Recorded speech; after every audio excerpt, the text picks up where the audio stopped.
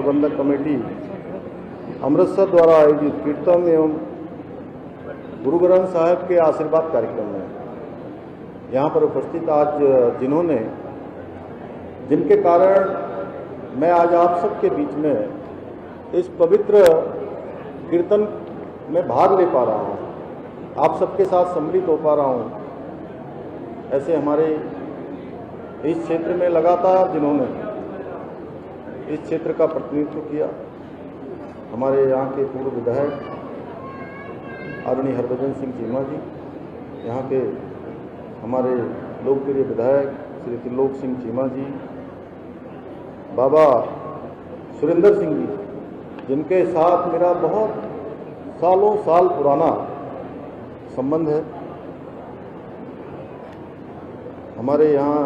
के मेयर दीपक बाली जी, मनोज पाल जी, सरदार गुरनाम सिंह जी, जगजीत सिंह जी,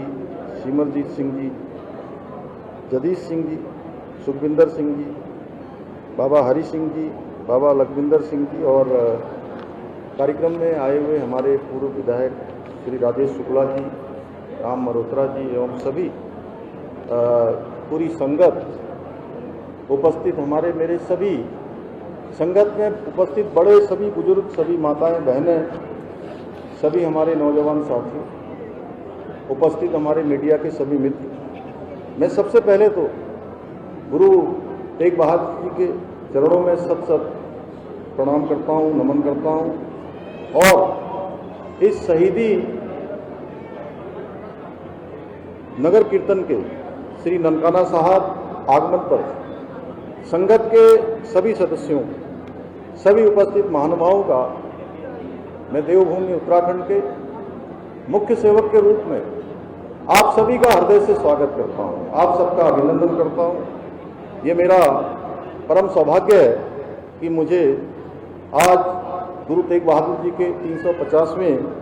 शहीदी दिवस के पावन अवसर पर आयोजित शहीदी नगर कीर्तन का हिस्सा बनने का शुभ अवसर प्राप्त हुआ है। और जैसा बताया गया कि नगर कीर्तन यात्रा असम के धोबड़ी साहिब से प्रारंभ होकर विभिन्न राज्यों से होते हुए 2500 किलोमीटर की यात्रा तय करके श्री आनंदपुर साहब पहुंचकर ये पूरी होगी। मेरा मानना है कि ये नगर कीर्तन केवल एक यात्रा नहीं है, बल्कि आस्था, एकता और हमारे गुरु साहब के संदेश को जन जन तक पहुंचाने का एक पवित्र अभियान है। भाइयों बहनों, गुरु तेग बहादुर जी ने उस संकटपूर्ण कालखंड में अपने प्राणों की आहुति दी जब हमारे देश की संस्कृति, धर्म और आत्मसम्मान पर गंभीर खतरा बना हुआ था। अभी मेरे से पहले आदरणीय चीमा साहब ने बहुत थोड़े शब्दों में उसको यहाँ पर व्यक्त भी किया। मात्र 14 वर्ष की अल्पायु में ही उन्होंने अपने पिता के साथ मुगलों के खिलाफ युद्ध में अद्वितीय वीरता का परिचय दिया। उनकी वीरता से प्रभावित होकर उनके पिता ने उनका नाम तेग बहादुर अर्थात तलवार का धनी रखा था। उन्होंने कश्मीरी पंडितों पर हो रहे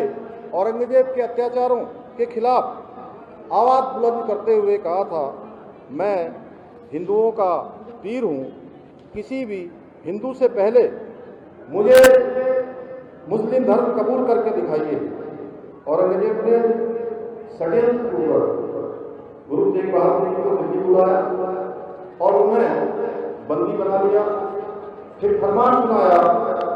या तो मुस्लिम इस्लाम स्वीकार करो या मृत्यु का वरण करो। गुरु श्री तेग बहादुर जी ने कहा, तिलक जंजू राखा प्रभुता का, कीनो बड़ो कलु मही साका, धर्म हेतु साका जिन किया, शीश दिया पर सिरौ न दिया।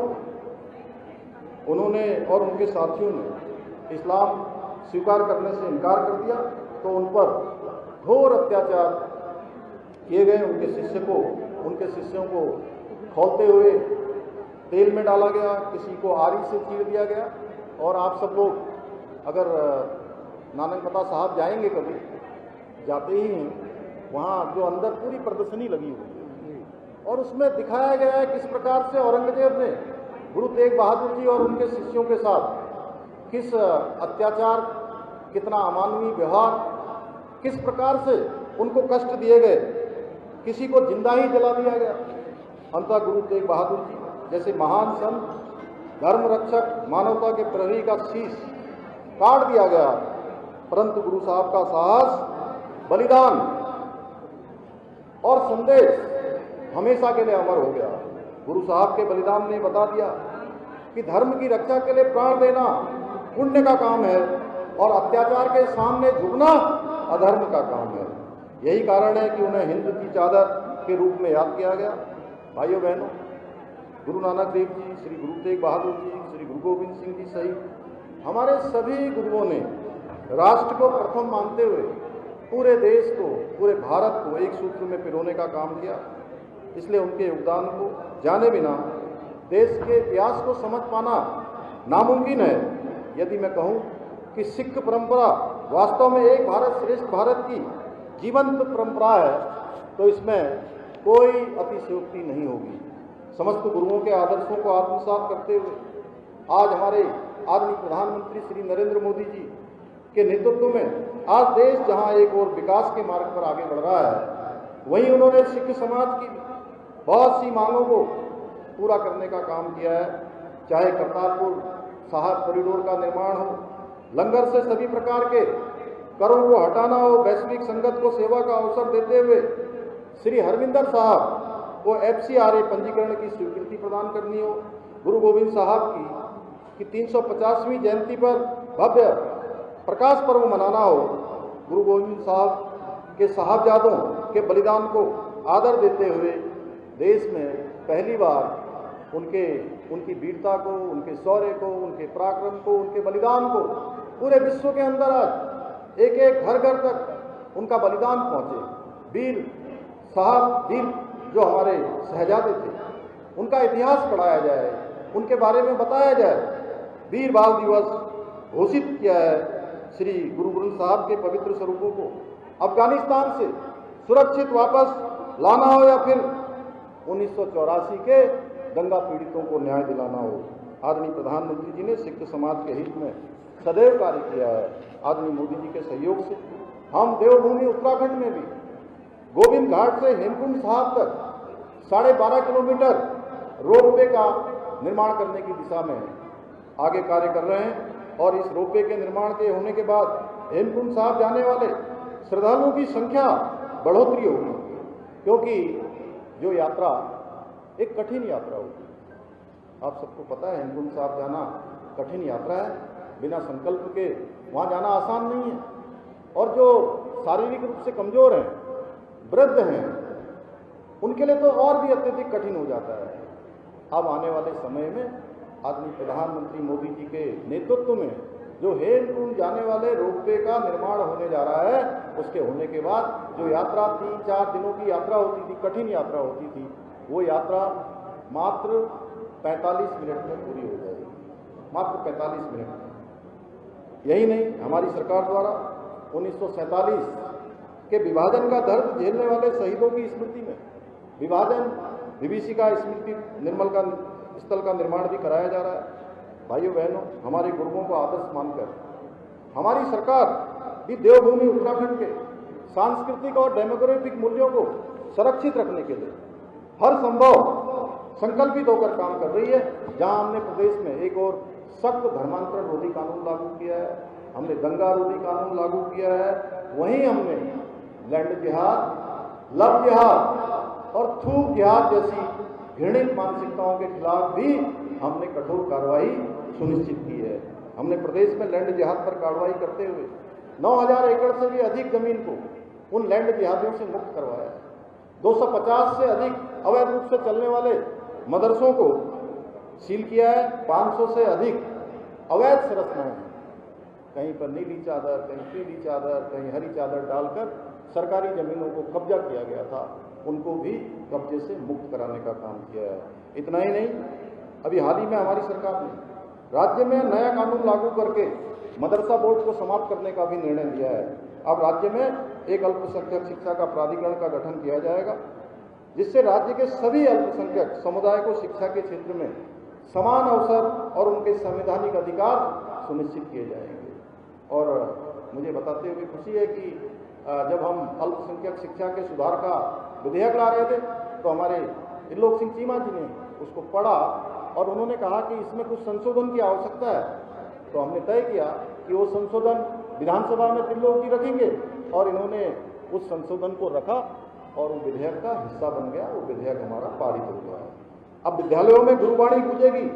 और हमारे गुरुओं के संदेश सुनाए जाएंगे ताकि हमारे बच्चे धर्म के साथ साथ आधुनिक ज्ञान से भी परिपूर्ण हो सकेंगे, क्योंकि आज दुनिया में ज्ञान बढ़ रहा है, विज्ञान बढ़ रहा है, साइंस बढ़ रही है, टेक्नोलॉजी बढ़ रही है और उसी को ध्यान में रखते हुए हमने ये सब नया विधेयक हम लाए। मैं आज के इस अवसर पर आप सभी को बताना चाहता हूँ कि हम 24 नवंबर को श्री गुरु तेग बहादुर जी के 350वें बलिदान दिवस के रूप को भी भव्य रूप में मनाएंगे। इसके लिए मैंने संबंधित अधिकारियों को आवश्यक दिशा निर्देश दे दिए हैं, जिससे हमारी आने वाली पीढ़ियां अपनी संस्कृति, धर्म और परंपराओं पर गर्व अनुभव करें और उनके आदर्शों को अपने जीवन में अपनाएं। भाइयों बहनों, उत्तराखंड की एक पावन धरा, जहाँ वेदों की ऋचाएँ गूंजी, जहाँ गुरु नानक देव जी से लेकर हिंद रक्षक गुरु गोविंद सिंह जी के पावन चरण पड़े हैं,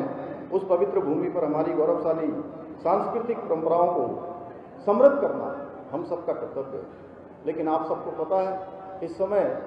हम लोग एक बड़ी त्रासदी से भी जो है सामना कर रहे हैं। उत्तराखंड राज्य के अंदर बहुत भीषण आपदा आई है। वहीं हमारे पंजाब में भी मैं देख रहा हूँ कि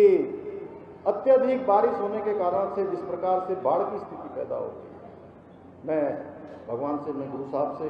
प्रार्थना करूंगा कि ऐसे समय में उन सभी लोगों को भगवान जो है सहारा दे, भगवान उनको शक्ति दे और हम सब उनके साथ हैं। उत्तराखंड से भी, क्योंकि यहाँ भी आपदा है, लेकिन उसके बावजूद भी बहुत सारे हमारे सेवा करने वाले लोग, हमारे दल, हमारी सरकार उन आपदा पीड़ितों के साथ पंजाब में भी है और उनके लिए भी हम हर संभव यहाँ से जो भी सहायता होगी वो भी हम करेंगे। मुझे पूरा विश्वास है आप सभी गुरु तेग बहादुर जी के समर्पण और बलिदान से प्रेरित होकर राष्ट्र प्रेम, सांस्कृतिक गौरव और नैतिक मूल्यों को सबसे ऊपर रखेंगे और उत्तराखंड को देश का श्रेष्ठ राज्य बनाने के हमारे विकल्प रहित संकल्प को पूरा करने में इसी प्रकार एकजुट होकर अपना आशीर्वाद समर्थन देंगे। एक बार फिर से मैं आप सभी का बहुत धन्यवाद करता हूं, पूरी संगत का मैं अभिनंदन करता हूं, उनका स्वागत करता हूं, आयोजकों का, हमारे आदरणीय चीमा जी का जो इस पूरे कार्यक्रम के सेतु बने और बाबा सुरेंद्र सिंह जी का भी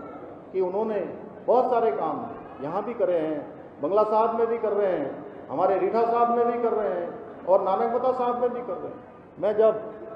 बचपन से उस संगत में जाता था तब से मैं बाबा सुरेंद्र सिंह जी, बाबा गुरुबचन सिंह जी, सभी लोगों के सानिध्य में रहकर मैंने गुरु घर में हमेशा आना जाना प्रारंभ किया, गुरु कृपा प्राप्त की है।